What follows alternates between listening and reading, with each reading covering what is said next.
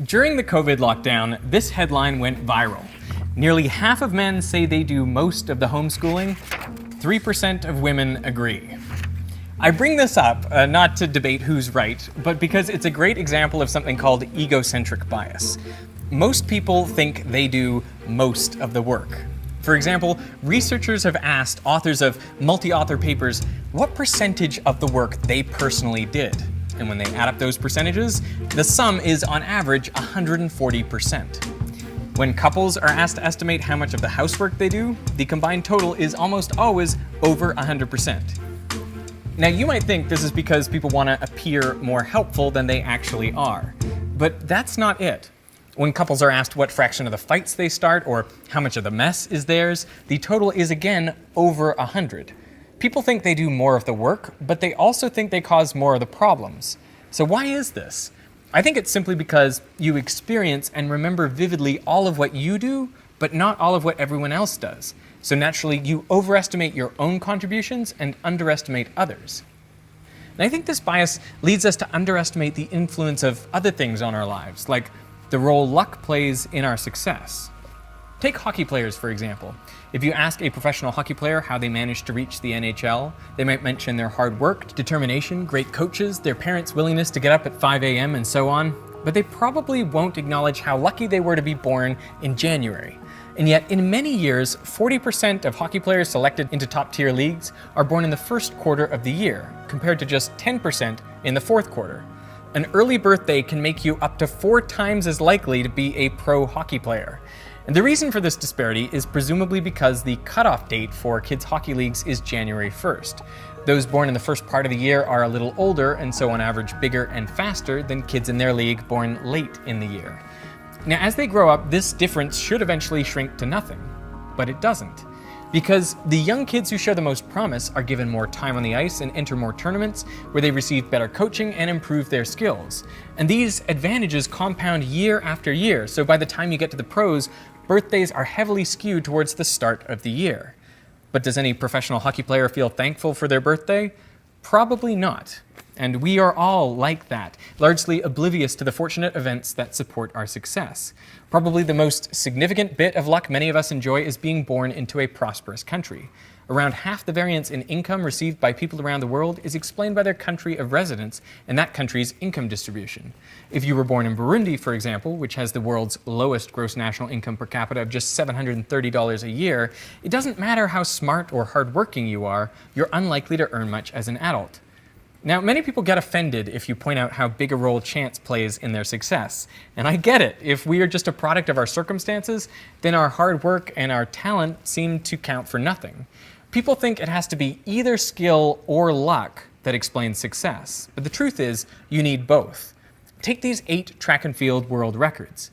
All the athletes who achieved these records are obviously world-class, extremely dedicated and talented, and yet when they achieved their world records, 7 out of 8 had a tailwind. Now these athletes all had the ability to win a gold medal, but to set the world record required a bit of luck as well. The importance of luck increases the greater the number of applicants applying for just a few spaces. Consider the most recent class of NASA astronauts. From over 18,300 applicants in 2017, only 11 were selected and went on to graduate from the astronaut training program.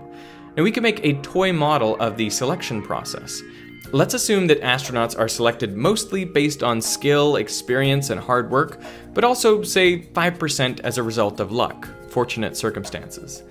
For each applicant, I randomly generated a skill score out of 100, and I also randomly generated a luck score out of 100. Then I added those numbers together, weighted in the 95-5 ratio to get an overall score. This score represents the selector's judgments, meaning the top 11 by this metric would become astronauts. And I repeated this simulation 1,000 times, representing 1,000 different astronaut selections. And what I found was the astronauts who were picked were very lucky. They had an average luck score of 94.7. So how many of the selected astronauts would have been in the top 11 based on skill alone? The answer was on average only 1.6. That means even with luck accounting for just 5% of the outcome, 9 or maybe 10 of the 11 applicants selected would have been different if luck played no role at all. When competition is fierce, being talented and hardworking is important, but it's not enough to guarantee success. You also need to catch a break. Largely, I think we're unaware of our good luck because by definition, it's not something we did. Like the housework done by your significant other, it goes unappreciated. And here's the crazy thing. Downplaying the importance of chance events may actually improve your probability of success. Because if you perceive an outcome to be uncertain, you're less likely to invest effort in it, which further decreases your chances of success. So it's a useful delusion to believe you are in full control of your destiny. I mean, if I had known how bad I was when I started YouTube, or how much work it would take, I might have given up right then. Welcome to Veritasium, an online science video blog. Now, there may be another benefit to overlooking your lucky breaks, which is it makes it easier to justify your place in society. If you have a lot of wealth or power, you can just chalk it up to your own intelligence, effort, and perseverance. It makes it easier to accept inequality. In one experiment, participants were put in groups of 3 in small rooms to discuss a complex moral problem.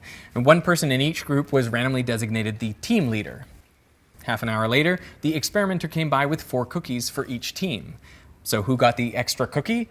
In each case, it went to the team leader. Even though they had no special aptitude, they didn't have extra responsibilities, and they'd gotten their position through chance alone. Once you have achieved a certain status, it seems natural to feel like you deserve it, and all the other good things that come your way. Now, this is just an anecdote, but whenever I've been upgraded to fly business class, I've always observed the worst behavior in my fellow privileged passengers. They just act so entitled and uncourteous. And research has found evidence for this as well. In another experiment, participants were asked to think of a good thing that happened to them recently. And then one group was asked to list their own personal qualities or actions that made that good thing happen. Another group was asked to list external factors beyond their control that led to the event.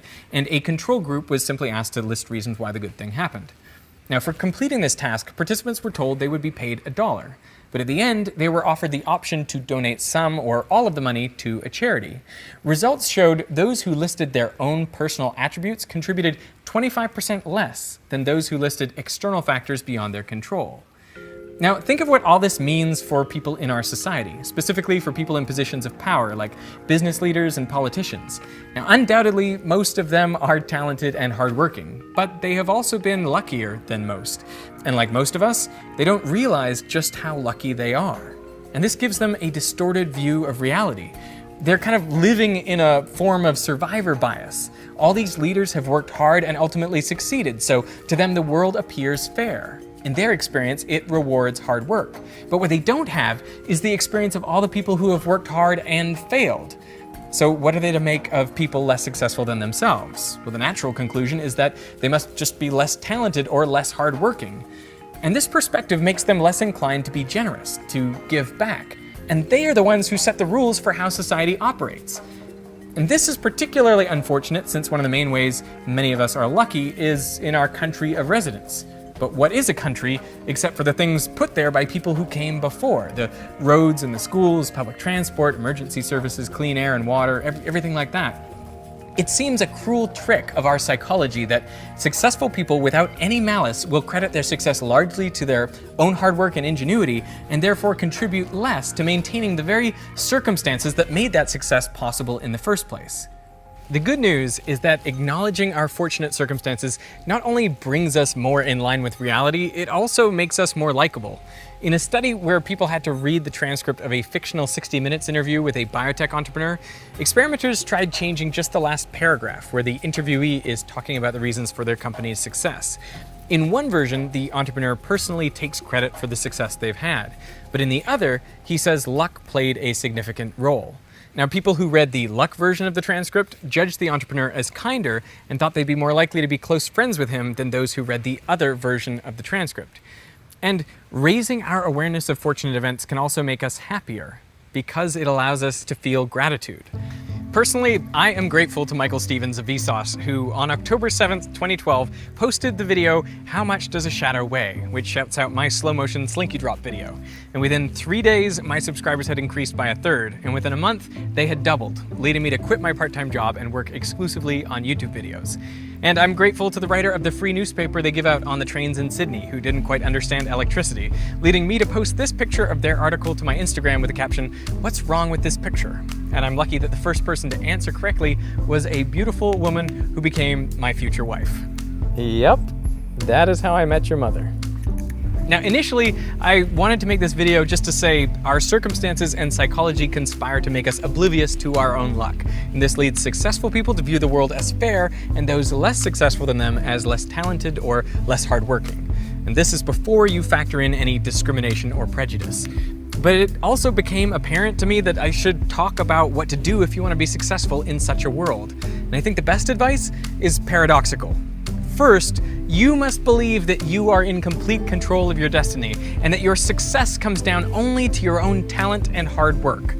But second, you've got to know that's not true for you or anyone else. So you have to remember, if you do achieve success, that luck played a significant role, and given your good fortune, you should do what you can to increase the luck of others. Hey, so I had an idea for what I could do to increase the luck of others, and that is to give away 100 Snadams kits to people who couldn't otherwise afford them. So if you didn't know, Snadams is a product that I invented and kickstarted 5 years ago. It's a molecular modeling kit where all the atoms snap together magnetically. Now, I made it because I really wanted to tackle the misconception that bonds store energy. They don't. It takes energy to break them, and you can feel that with Snadams. Recently, I completely retooled Snadams so there are small holes where the magnets are. This allows them to touch directly, increasing the bonding strength so you can form bigger, more stable molecules. I call these Snadams X, and yes, they are backwards compatible with original Snadams. So here's my idea. For the next month, you can buy Snadams for 10% off using the code GIVELUCK. And for each one sold, I will give a kit to someone who can't afford one, up to a limit of 100. So I'll put links and more details in the description. And I really want to thank you for watching. And thank you for all my good luck.